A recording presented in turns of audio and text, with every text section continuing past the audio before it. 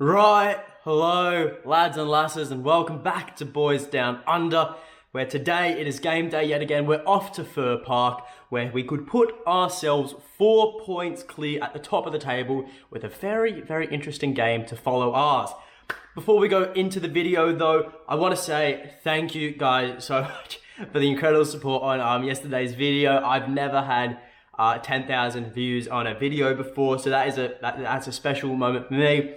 But we also hit 2,000 subscribers on the channel, so that is also very special for me. I'm kind of lost for words if you can't tell right now. I think very happy, very overjoyed, and it kind of caps off what has been an excellent week for Celtic, I guess we could say. But yeah, no, thank you guys so much. None of this would be possible without yous, and yeah, there's not much more else to say, but without further ado, let's get into it. So because you guys all seem to love my Boys Down Under fun fact of the day yesterday, we have another for today. And because we are up against Motherwell today, it rightly should be Motherwell themed.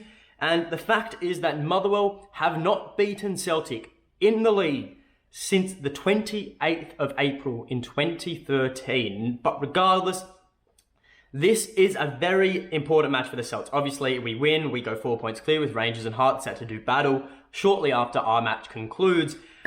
So we need a win to put that pressure on Rangers. But back to our fixture and running into this match, and Celtic have been undefeated domestically since our 1-0 loss, I think it was, to Livingston back many moons ago, you know. As for our last 5 matches in recent form, we are 5 from 5, 15 points from a possible 15. I can't think of any more ways to say it. We've been impeccable. We've been unstoppable. We have been we've been inevitable, you know. Our most recent win, a 3-0 win against Rangers. I can't help but grin when I say that, but is what it is. And obviously, in terms of league position, we sit first on the ladder, and that is monumental for me. Another milestone hit this week then, because this is actually the first time ever on this channel in a match preview I've been able to say Celtic sit first on the ladder. It feels so good. It feels so good. I can't lie at all. But as for the Motherwell, their form in recent times has not been as spectacular as Celtic's has. You know, in their last 5 fixtures, they have only won once, they've drawn twice, and they've lost twice. Mixed bag for them, but their most recent result was a 1-1 draw to St. Mirren, who have found some form recently. They currently sit 4th on the table. Luckily, they still sit 4th on the table. The only reason they are still 4th on the table is because the 2 or 3 teams that sit directly below them have had just as bad a form or even worse than Motherwell in their last 5 matches. As for injuries and suspensions, however, the home team has both Mark O'Hara and Ricky Lamy out with injury. Lamy, pretty sure it's Lamy. We'll have to wait and see. But Celtic loanee Liam Shaw, as well as Motherwell, I don't know, is fit to go, but psych, he cannot play. That was really bad, but he can't play. You know, Liam Shaw is unavailable to play due to Celtic being his parent club and loan rules stating that is not allowed, or well, as per the loan rules of their deal. I'm not 100% sure if it's official or it's in just our loan deals, but you know, Liam Shaw isn't taking part, bottom line.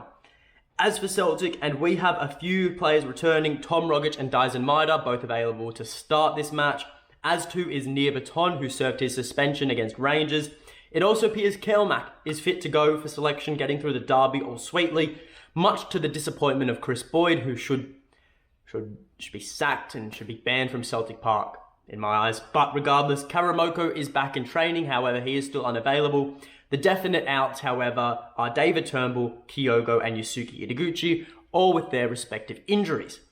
So, into the lineup prediction we go, and I'll tell you what, there are some contentious positions now that players are returning from their suspensions and their international duty and whatnot. So it's going to be interesting to see what Ange goes with tonight, especially after that derby. If he wants to rest anyone, we'll have to wait and see what he goes for. But it is still a very crucial game regardless. So let's not waste any more time waffling and get into it.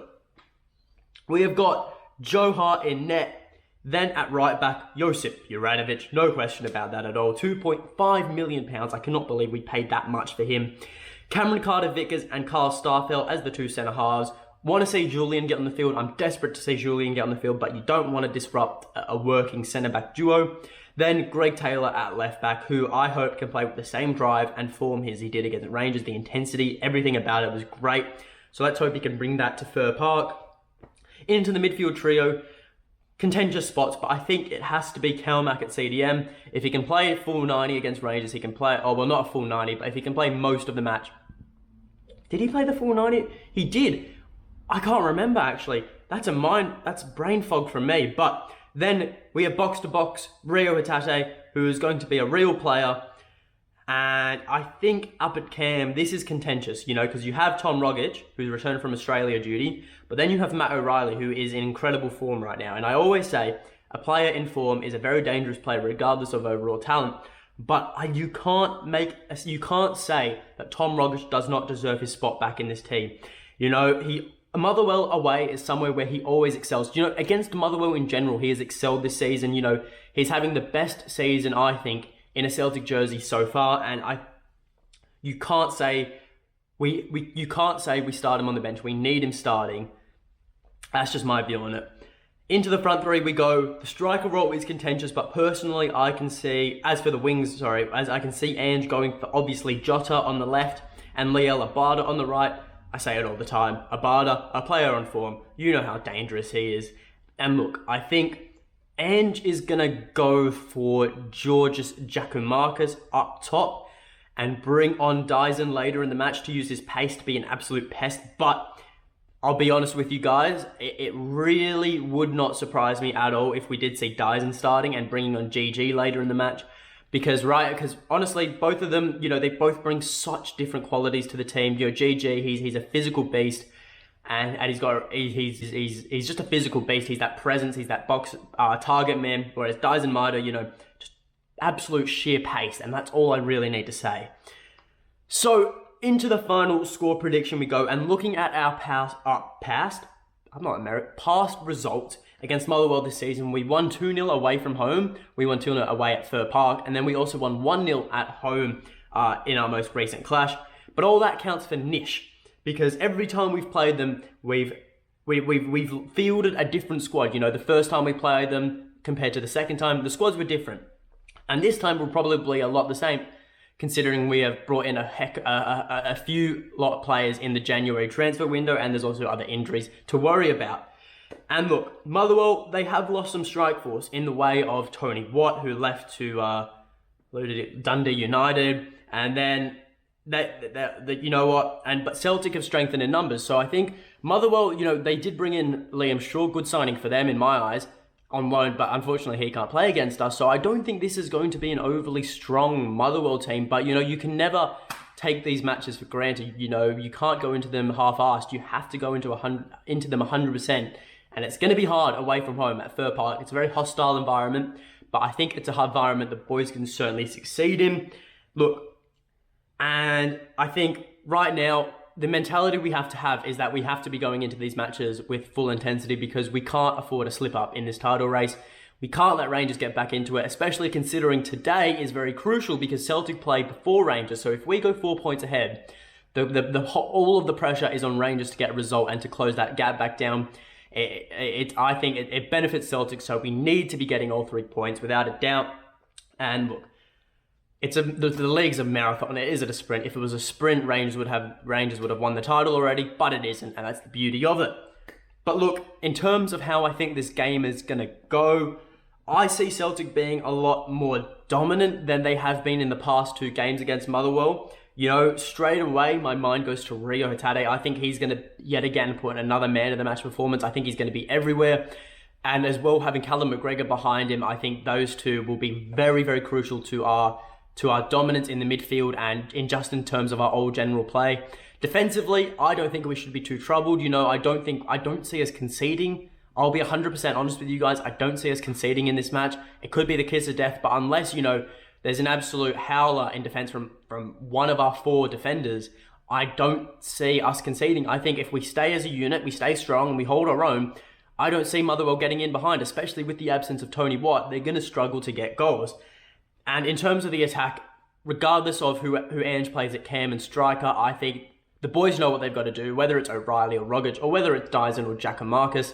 We know what we need to do. You've got Abada and Jota who are flying at the moment. They're incredible footballers. So I feel in all terms of the pitch, we are very, very strong and very capable. It's about working as a team and playing to 100% intensity and not letting ourselves drop throughout the match if we go 1 or 2-0 up. So, look, in terms of a scoreline, I'd say 3 or 4-0 is not unrealistic at all. It certainly has, the match certainly has the potential to go to that limit. However, I think a 2-0 win, considering we're away from home, sounds the most plausible. As for the goal scorers, I'm going to go with whoever starts at striker. If he starts Dyson at striker, he will bag a goal. If he starts Giacomarcus, same for him. And the second, I will go for Abada. Abada's, I just see, it's just inevitable. Like, since the winter break ended, I think it's just inevitable we're going to see Abada on the score sheet. And don't be surprised if Rio gets one as well. I'll leave it at that. But that is all from me. So remember to like the video, subscribe to the channel. We're on the road to 3,000 subscribers now. You know, we're very early on the road, but road's a road, I guess. Leave your score prediction in the comments below, and until next time, hail, hail.